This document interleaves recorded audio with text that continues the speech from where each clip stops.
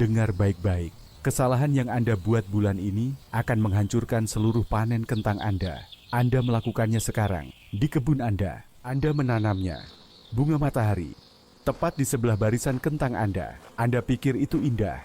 Anda pikir itu penanaman pendamping. Anda salah. Majalah-majalah modern dan blog-blog internet itu berbohong. Mereka menjual mimpi. Kami menjual kebenaran. Kebenarannya adalah bunga matahari adalah pembunuh. Pembunuh yang lambat dan senyap untuk kentang Anda.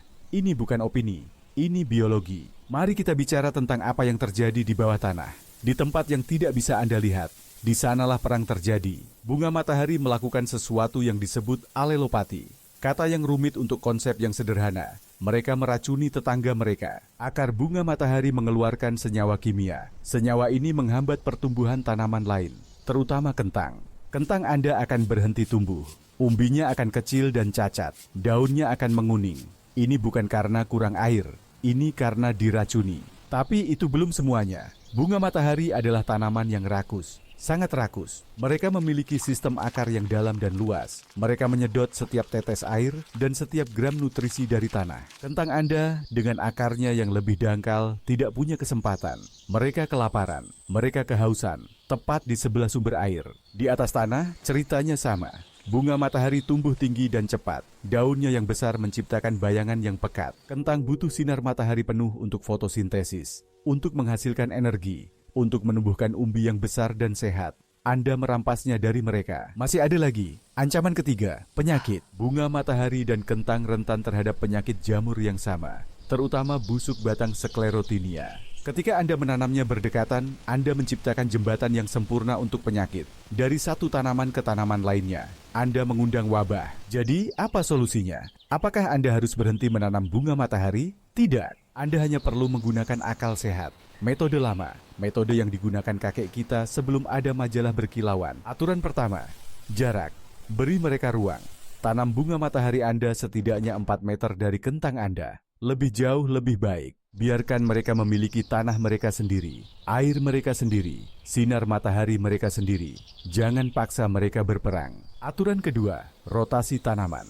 Jangan menanam kentang di tempat bunga matahari tumbuh tahun lalu. Jangan pernah. Spora jamur bisa bertahan di tanah. Racun alelopati bisa tersisa. Beri tanah waktu untuk pulih. Tanam kacang-kacangan atau jagung di sana. Lalu, apa yang baik ditanam di dekat kentang? Teman sejati, bukan musuh yang menyamar. Tanam kacang-kacangan. Mereka mengikat nitrogen di tanah, memberi makan kentang Anda. Mereka adalah teman yang memberi, bukan mengambil. Tanam jagung atau kubis. Akar mereka tidak bersaing secara langsung. Mereka hidup berdampingan dengan damai. Tanam marigold.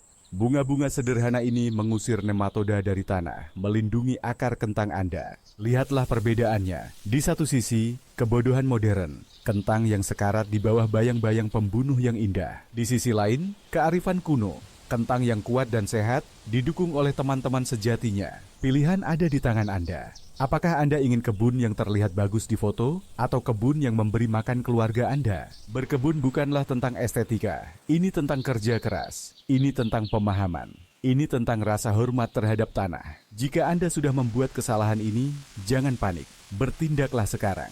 Pindahkan bunga matahari Anda jika masih muda. Jika sudah terlambat, cabut saja. Ini adalah tindakan penyelamatan. Lebih baik mengorbankan satu bunga daripada kehilangan seluruh panen kentang. Beri kentang Anda air yang banyak. Beri mereka kompos. Beri mereka kesempatan untuk pulih. Ingatlah pelajaran ini. Tulis di buku catatan Anda. Ajarkan kepada anak-anak Anda. Jangan ulangi kesalahan yang sama. Panen Anda bergantung pada pengetahuan, bukan pada tren. Pengetahuan yang diwariskan dari generasi ke generasi. Dengan metode yang benar, Anda akan dihargai. Tanah akan memberimu hasil. Bukan umbi yang kecil dan sakit, tapi kentang yang akan mengisi perut Anda sepanjang musim dingin. Kentang yang merupakan buah dari kerja keras dan kearifan. Jangan biarkan kesalahan sederhana merampas ini dari Anda. Berkebunlah dengan cerdas. Ada lebih banyak kebenaran keras yang perlu Anda ketahui. Lebih banyak kebohongan modern yang perlu dibongkar. Ikuti saluran ini. Selamatkan panen Anda. Lestarikan metode yang benar.